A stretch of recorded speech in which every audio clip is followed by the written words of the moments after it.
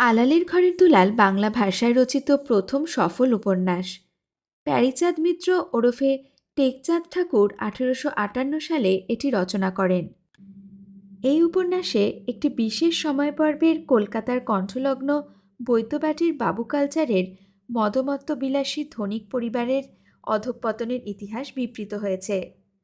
তাকে পরিবেষ্টন করে আছে নানা সংবাদ কাহিনী।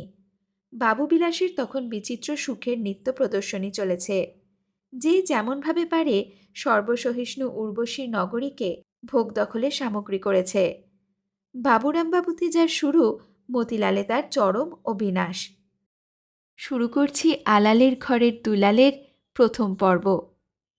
বৈদ্যবাটীর বাবুরামবাবু বড় বৈষয়িক ছিলেন। তিনি মাল ও ফৌজদারি আদালতে অনেক কর্ম করিয়া বিখ্যাত হন। কর্মকাজ করিতে প্রবৃত্ত হইয়া উৎকোচাদি গ্রহণ না করিয়া যথার্থ পথে চলা বড় প্রাচীন প্রথা ছিল না। বাবুরাম সেই প্রথানুসারেই চলিতেন। একে কর্মপটু, তাতে তোষামোদ ও কৃতাঞ্জলি দ্বারা সাহেব সুবাদিগকে বশীভূত করিয়াছিলেন। এজন্য অল্প দিনের মধ্যেই প্রচুর ধন উপার্জন করিলেন।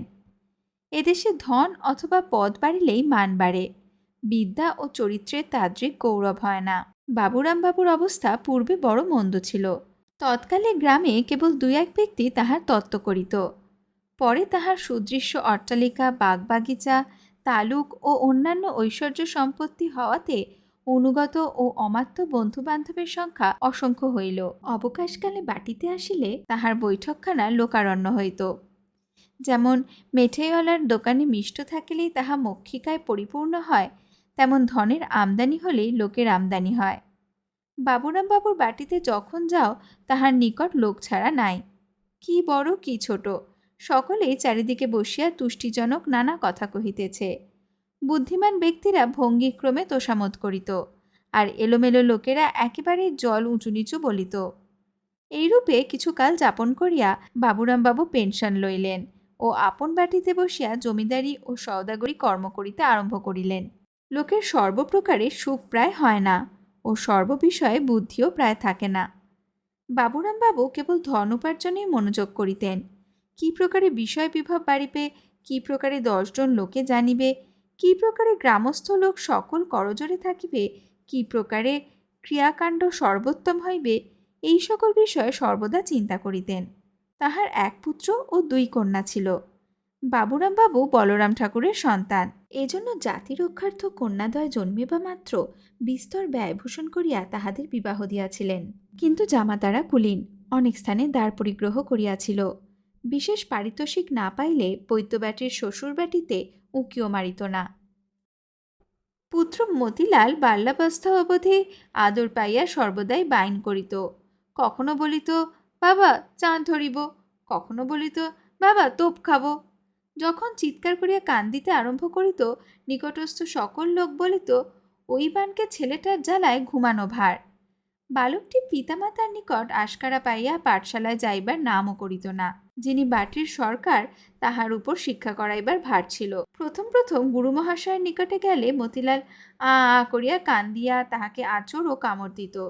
গুরুমহাশয় কর্তার নিকট গিয়া বলিতেন, মহাশয়, আপনার পুত্রকে শিক্ষা করানো আমার কর্ম নয়। কর্তা প্রত্যুত্তর দিতেন, ও আমার সবেধন নীলমণি, ভুলাইয়া টুলাইয়া গায়ে হাত বুলাইয়া শেখাও। পরে বিস্তর কৌশলে মতিলাল পাঠশালায় আসিতে আরম্ভ করিল।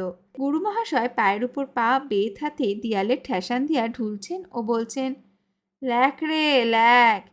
মতিলাল ওই অবকাশে উঠিয়া তাহার মুখের নিকট কলা দেখাচ্ছে আর নাচছে। গুরুমহাশয়ের নাক ডাকিতেছে, শিষ্য কি করিতেছে তাহা কিছুই জানেন না। তাহার চক্ষু উন্মিলিত হইলেই মতিলাল আপন পাত্তারির নিকট বসিয়া কাগের ছা বগের ছা লিখিত। সন্ধ্যাকালে ছাত্রদিগকে ঘোষাইতে আরম্ভ করিলে মতিলাল গোলে হরিবোল দিত। কেবল গণ্ডায় অ্যান্ডা ও বুড়িকা ও পণিকার শেষ অক্ষর বলিয়া ফাঁকি সিদ্ধান্ত করিত। মধ্যে মধ্যে গুরুমহাশয় নিদ্রিত হইলে তাহার নাকে কাঠি দিয়া ও কোঁচার উপর জ্বলন্ত অঙ্গার ফেলিয়া তীরের ন্যায় প্রস্থান করিত। আর আহারের সময় চুনের জল ঘোল বলিয়া অন্য লোকের হাত দিয়া পান করাইত। গুরুমহাশয় দেখিলেন বালকটি অতিশয় ত্রিপণ্ড, মা সরস্বতীকে একেবারে জল পান করিয়া বসিল। অতএব মনে করিলেন, যদি এত বেত্রাঘাতে সুযোগ না হইল, কেবল গুরুমারা বিদ্যায় শিক্ষা করিল, তবে এমতো শিষ্যের হাত হইতে তরাই মুক্ত হওয়া কর্তব্য। কিন্তু কর্তা ছাড়েন না, অতএব কৌশল করিতে হইল। বোধহয় গুরুমহাশয়গিরি অপেক্ষা সরকারি ভালো। ইহাতে বেতন 2 টাকা ও খোরাক পোশাক। উপরে লাভের মধ্যে তালপাতা, কলাপাতা ও কাগজ ধরিবার কালে এক একটা সিধে ও এক এক জোড়া কাপড় মাত্র। কিন্তু বাজার সরকারি কর্মে নিত্য কাঁচা করি। এই বিবেচনা করিয়া কর্তার নিকট গিয়া কহিলেন, মতিবাবুর কলাপাতা ও কাগজ লেখা শেষ হইয়াছে এবং এক প্রস্থ জমিদারি কাগজও লেখান গিয়াছে। বাবুরাম বাবু এই সংবাদ পাইয়া আহ্লাদে মগ্ন হইলেন। নিকটস্থ পারসাদেরা বলিল, না হবে কেন? সিংহের সন্তান কি কখন শৃগাল হইতে পারে? পরে বাবুরাম বাবু বিবেচনা করিলেন, ব্যাকরণাদি ও কিঞ্চিত পার্সি শিক্ষা করানো আবশ্যক। এই স্থির করিয়া বাটির পূজারী ব্রাহ্মণকে জিজ্ঞাসা করিলেন, কেমন হে, তোমার ব্যাকরণ টাকরণ পড়াশোনা আছে? পূজারী ব্রাহ্মণ গণ্ঠমূর্খ মনে করিল যে চাউল কলা পায় তাতে তো কিছুই আঁটে না, এতদিনের পর বুঝি কিছু প্রাপ্তির পন্থা হইল। এই ভাবিয়া প্রত্যুত্তর করিল, আজ্ঞে হ্যাঁ, আমি কনুই মোড়ার ঈশ্বরচন্দ্র বেদান্ত বাগীশের টোলে ব্যাকরণাদি একাধিক্রমে 5 বৎসর অধ্যয়ন করি। কপাল মন্দ, পড়াশোনার দরুন কিছুই লাভ ভাব হয় না, কেবল আদা জল খাইয়া মহাশয়ের নিকট পড়িয়া আছি। বাবুরাম বলিলেন, তুমি অদ্যাবধি আমার পুত্রকে ব্যাকরণ শিক্ষা করাও। পূজারী ব্রাহ্মণ আশাপায়তে মুগ্ধ হইয়া মুগ্ধবোধ ব্যাকরণের লাল মনে করিলেন, গুরু মহাশয়ের হাত হইতে মুক্ত হইয়াছি, এখন এই বেটা চাউল কলা খেকো বামুনকে কেমন করিয়া তাড়াই? আমি বাপমার আদরের ছেলে, লিখি বা না লিখি তাহারা আমাকে কিছুই বলিবেন না। লেখাপড়া শেখা কেবল টাকার জন্য, আমার বাপের অতল বিষয়। আমার লেখাপড়ায় কাজ কি? কেবল নাম সহি করিতে পারিলেই হইল।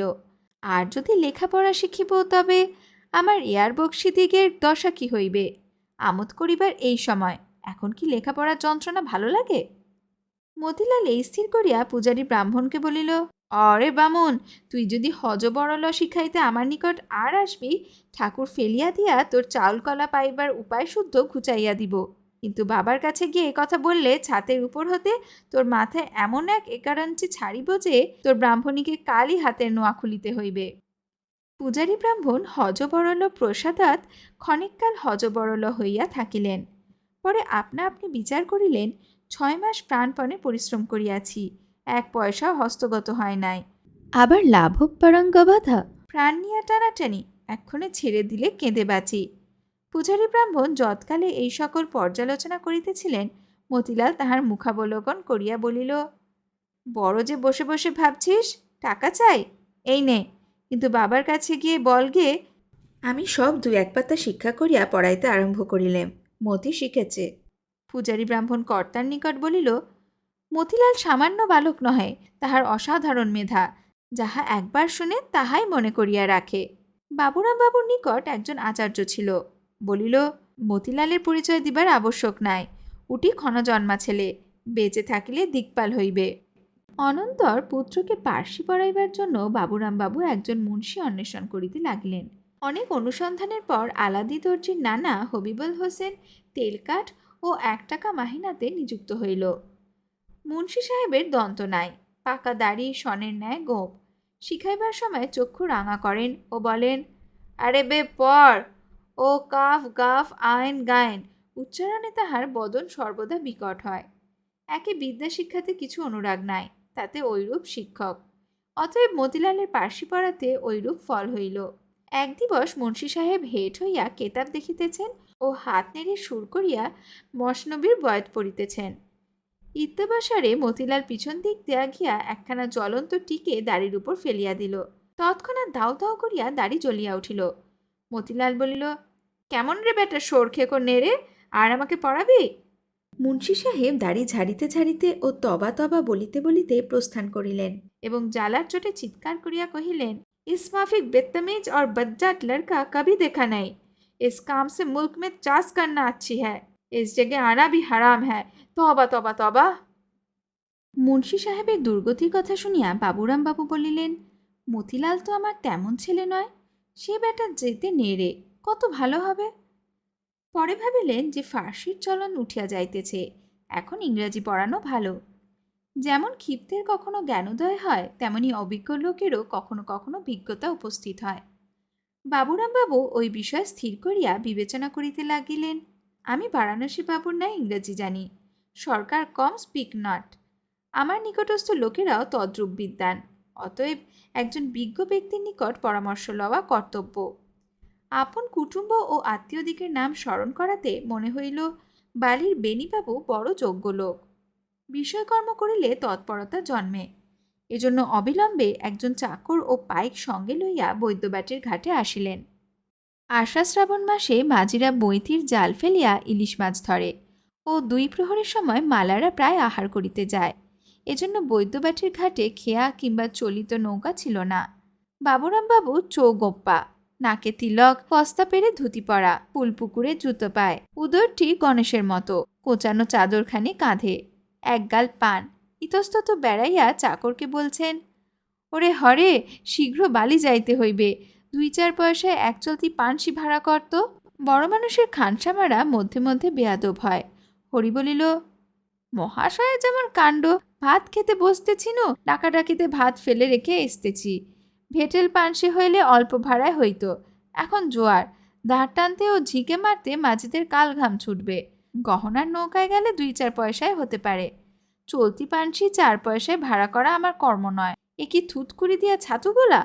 বাবুরাম বাবু দুটা চক্ষু কটমট করিয়া বলিলেন, তো বেটার বড় মুখ বেড়েছে, ফের যদি এমন কথা কবি তো ঠাস করে চড় মারব। বাঙালি ছোট জাতিরা একটু ঠোকর খাইলে ঠকঠক করিয়া কাঁপে। হরি তিরস্কার খাইয়া জড়সড় হইয়া বলিল, একে না, বলি এখন কি নৌকো পাওয়া যায়? এই বলতে বলতে একখানা বোট গুনে টেনে ফিরিয়া যাইতেছিল। মাঝির সহিত অনেক কস্তাকস্তি ধস্তাধস্তি করিয়া ভাড়া চুক্তি হইল।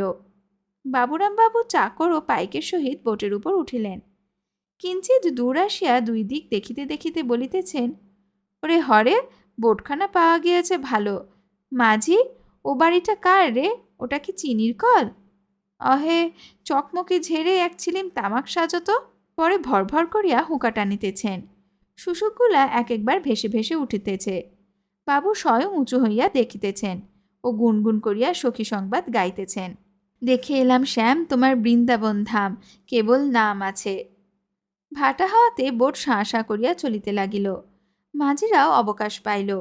কেহ বা গলুইয়ে বসিল, কেহ বা বোকা ছাগলের দাড়ি বাহির করিয়া চারিদিকে দেখিতে লাগিল ও চাট গিয়ে সুরে গান আরম্ভ করিল। খুলে পড়বে কানের সোনা, শুনে বাঁশির সুর। সূর্য অস্ত না হইতে হইতে বোট দেওনাগাজির ঘাটেতে গিয়া লাগিল। বাবুরাম বাবুর শরীরটি কেবল মাংসপিণ্ড। 4 জন মাঝিতে কুঁতিয়া ধরাধরি করিয়া উপরে তুলিয়া দিল। বেণীবাবু কুটুম্বকে দেখিয়া আসতে আজ্ঞা হোক, বসতে আজ্ঞা হোক প্রভৃতি নানাবিধ শিষ্টালাভ করিলেন। বাবুর বাটির চাকর রাম তৎক্ষণাৎ তামুক সাজিয়া আনিয়া দিল। বাবুরাম বাবু ঘোর হুঁকারি, 2-1 টান টানিয়া বলিলেন, ওহে, হুঁকাটা পিষে পিষে বলছে, খুঁড়া খুঁড়া বলছে না কেন? বুদ্ধিমান লোকের নিকট চাকর থাকিলে সেও বুদ্ধিমান হয়। রাম অমনি হুঁকায় ছিচিকা দিয়া জল ফিরিয়া মিঠে করা তামাক সেজে বড় দেখে নল করে হুঁকা আনিয়া দিল। বাবুরাম বাবু হুঁকা সম্মুখে পাইয়া একেবারে যেন ইজারা করিয়া লইলেন। ভরর ভরর টানছেন, ধোঁয়া বৃষ্টি করছেন ও বিজোর বিজোর বকছেন, মহাশয়, একবার উঠে একটা পান খেলে ভালো হয় না? সন্ধ্যা হলো আর জল খাওয়া থাকুক, এ আমার ঘর, আমাকে বলতে হবে কেন? দেখো, মতিলালের বুদ্ধিশুদ্ধি ভালো হইয়াছে, ছেলেটিকে দেখে চক্ষু জুড়ায়। সম্প্রতি ইংরাজি পড়াইতে বাঞ্ছা করি, অল্প স্বল্প মাহিনাতে একজন মাস্টার দিতে পারো? মাস্টার অনেক আছে, কিন্তু 20-25 টাকা মাসে দিলে একজন মাঝারি গোছের লোক পাওয়া যায়। কত? 25 টাকা? ওহে ভাই, বাটিতে নিত্য নৈমিত্তিক ক্রিয়াকলাপ, প্রতিদিন 100 পাত পড়ে, আবার কিছুকাল পরেই ছেলেটির বিবাহ দিতে হইবে। যদি এত টাকা দিব, তবে তোমার নিকট নৌকা ভাড়া করিয়া কেন এলাম? এই বলিয়া বেণীবাবুর গায়ে হাত দিয়া হাহা করিয়া হাসিতে লাগিলেন। তবে কলিকাতার কোনো স্কুলে ভর্তি করিয়া দিন। একজন আত্মীয় কুটুম্বের বাটিতে ছেলেটি থাকিবে, মাসে 3-4 টাকার মধ্যে পড়াশোনা হইতে পারিবে। এত? তুমি বলে কয়ে কম জম করিয়া দিতে পারো না? স্কুলে পড়া কি ঘরে পড়ার চেয়ে ভালো? যদ্যপি ঘরে একজন বিচক্ষণ শিক্ষক রাখিয়া ছেলেকে পড়ানো যায়, তবে বড় ভালো হয়, কিন্তু তেমন শিক্ষক অল্প টাকায় পাওয়া যায় না। স্কুলে পড়ার গুণও আছে, দোষও আছে। ছেলেদিগের সঙ্গে একত্র পড়াশোনা করিলে পরস্পরের উৎসাহ জন্মে, কিন্তু সঙ্গদোষ হইলে কোনো কোনো ছেলে বিগড়িয়া যাইতে পারে। আর 25-30 জন বালক এক শ্রেণীতে পড়িলে হট্টগোল হয়। প্রতিদিন সকলের প্রতি সমান তদারকও হয় না, সুতরাং সকলের সমানরূপ শিক্ষাও হয় না। তা যাহা হোক, মতিকে তোমার কাছে পাঠিয়ে দিব। দেখে শুনে যাহাতে সুলভ হয় তাহাই করিয়া দিও। যে সকল সাহেবের কর্মকাজ করিয়াছিলাম, এক্ষণে তাহাদের কেহ নাই, থাকিলে ধরে পড়ে অমনি ভর্তি করিতে পারিতাম। আর আমার ছেলে মোটামাটি শিখিলেই বশ আছে, বড় পড়াশোনা করিলে স্বধর্মে থাকিবে না। ছেলেটি যাহাতে মানুষ হয় তাহাই করিয়া দিও ভাই, সকল ভার তোমার উপর। ছেলেকে মানুষ করিতে গেলে ঘরে বাহিরে তদারক চাই। বাপকে স্বচক্ষে সব দেখতে হয়, ছেলের সঙ্গে ছেলে হইয়া খাটতে হয়। অনেক কর্ম বড়াতে চলে বটে, কিন্তু এ কর্ম পরের মুখে ঝাল খাওয়া হয় না। সেসব বটে, মতি কি তোমার ছেলে নয়? আমি এক্ষণে গঙ্গা স্নান করিব, পুরাণ শুনিব, বিষয় আশয় দেখিব। আমার অবকাশ কই ভাই? আর আমার ইংরেজি শেখা সেকেলে রকম। মতি তোমার তোমার তোমার, আমি তাকে তোমার কাছে পাঠাইয়া দিয়া নিশ্চিন্ত হইব। তুমি যা জানো তাই করিবে। কিন্তু ভাই দেখো, যেন বড় ব্যয় হয় না। আমি কাচ্চা বাচ্চাওয়ালা মানুষ, তুমি সকল তো বুঝতে পারো। অনন্তর অনেক শিষ্টালাপের পর বাবুরাম বাবু বৈদ্যবাটির বাটিতে প্রত্যাগমন করিলেন। পরবর্তী পর্বে আমরা জানব মতিলালের বালিতে আগমন ও তথায় লীলা খেলা, পরে ইংরাজি শিক্ষার্থে বহুবাজারে অবস্থিতি।